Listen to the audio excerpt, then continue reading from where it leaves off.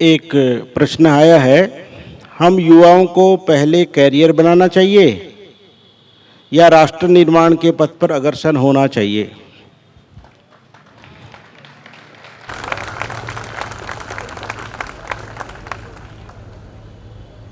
Career का मतलब मुझे ऐसा लगता है कि धन संपत्ति कमाना ही कैरियर बनाना है। और मेरा कहना है कि हम यदि अच्छे नागरिक बनते हैं, अच्छा जीवन यदि हमारा रहता है, कैरियर भी अच्छा बनेगा, राष्ट्र निर्माण भी अच्छा होगा। मेन बात है हमको सारा जीवन बनाने का प्रयास करना चाहिए। ऐसा नहीं कि जो लोग राष्ट्र निर्माण में रत हैं या पहले से जो राष्ट्र निर्माण करते थे कि उनका कैरियर अच्छा नहीं रहा, ऐसा नहीं हुआ। उनका तो कैरियर और अच्छा रहा, बल्कि जो लोग सिर्फ कैरियर के पीछे पड़े थे वो बहुत स्वार्थी थे। इसलिए हमको निस्वार्थी होके अच्छा जीवन बनाने का प्रयास करना चाहिए। और जैसे ही हमारा अच्छा जीवन बनेगा, कैरियर अपने आप ही अच्छा बन जाएगा, है ना। ये पहला हुआ। नहीं, इसमें दूसरा है युवतियों को किस तरह है इस पथ पर अग्रसर होना चाहिए इस आपराधिक कलयुग में। तो इसमें युवक और युवतियों का सवाल नहीं उठता, सभी लोग इसमें सम्मिलित हैं। जैसा कि आप लोगों ने सुना होगा कि पुरुष और नारी में ज़्यादा भेद की आवश्यकता नहीं, सब में ही परमात्मा है। तो हम लोग को, जैसा मैंने पहले कहा, जीवन बनाना चाहिए। और ये समय जो आपराधिक कलयुग की बात कही है, सभी युग एक ही जैसे रहे हैं। हमारे स्वामी भूतेशानंद जी महाराज 100 साल तक, 98 वर्ष तक जिए थे। तो वो कहते थे, हम बचपने में थे तब भी हमारे बूढ़े लोग कहते थे हमारा जमाना अच्छा था, अभी कैसा बुरा जमाना आ गया। और 100 साल के बाद भी ऐसे ही कह रहे हैं लोग कि हमारा जमाना अच्छा था, अभी कैसा खराब आ गया। जमाना सब समय ऐसा था, कुछ लोग इसमें अच्छे थे, कुछ लोग खराब थे। और ये मिक्सचर जब होता है तभी संसार चलता है। सभी लोग अच्छे अच्छे रहें, यदि जीवन में दुख नहीं आए तो सुख की अनुभूति नहीं होती। दुख आने से सुख की अनुभूति होती है। खराब लोग हैं इसलिए अच्छे, है ना। तो एक ही जैसा चलता है, उसमें चिंता करने की कोई बात नहीं। और एक आग्रह किया है कि मैं भी आपके इस मिशन से जुड़ना चाहती हूँ। तो मिशन सबके लिए है।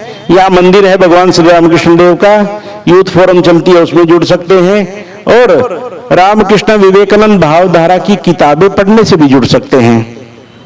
और दूसरा है कि इंदौर शहर में महिलाओं के लिए अलग संस्था भी है, शारदा मठ नाम की, विजयनगर में। तो यदि कोई चाहे, बच्चियां वहां भी जा सकती हैं। वहां सन्यासिनी माताएं हैं, तो वहां जाके भी अपना शंका समाधान या उन लोगों से जुड़ के भी आगे बढ़ सकती हैं।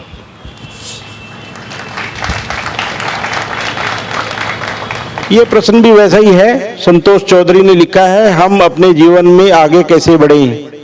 जीवन में आगे बढ़ना माने किस तरह का जीवन में आगे बढ़ना है ना। जीवन बनाने के लिए आगे बढ़ना है तो स्वामी विवेकानंद का जीवन पढ़िए, उनके वचनों के अनुसार जीवन जीने का प्रयास करिए।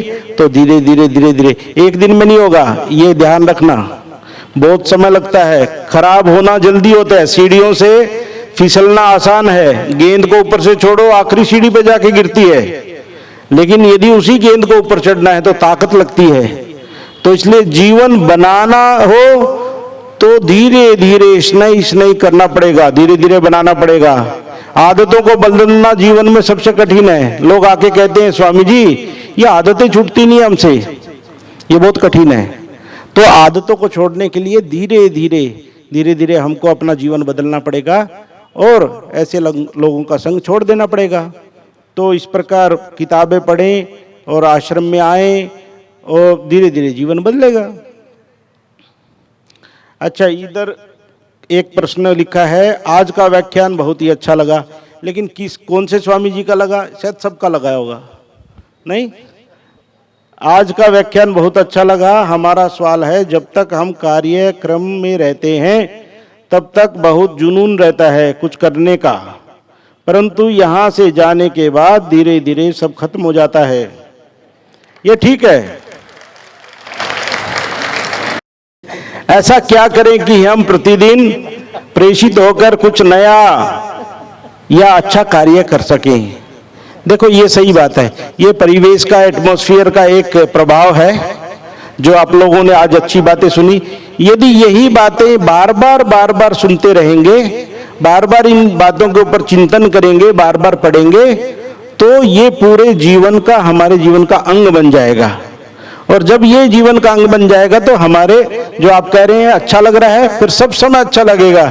लोहानी जी तो कितने साल से, 17 साल हो गए, देशवासियों की सेवा में लगे हुए हैं, तो इनको प्रेरणा कहाँ से मिल रही है? इनको भी, ये भी आपके जैसे बाहर में ही रह रहे हैं और उसके बाद इतना काम कर रहे हैं, तो ये प्रेरणा कैसे हुई? ये भी इंस्पायर हुए, इन्होंने किताबें पढ़ी, किसी के संपर्क में आए और धीरे धीरे वो ज्योति जो जली थी उसको बुझने दिया नहीं।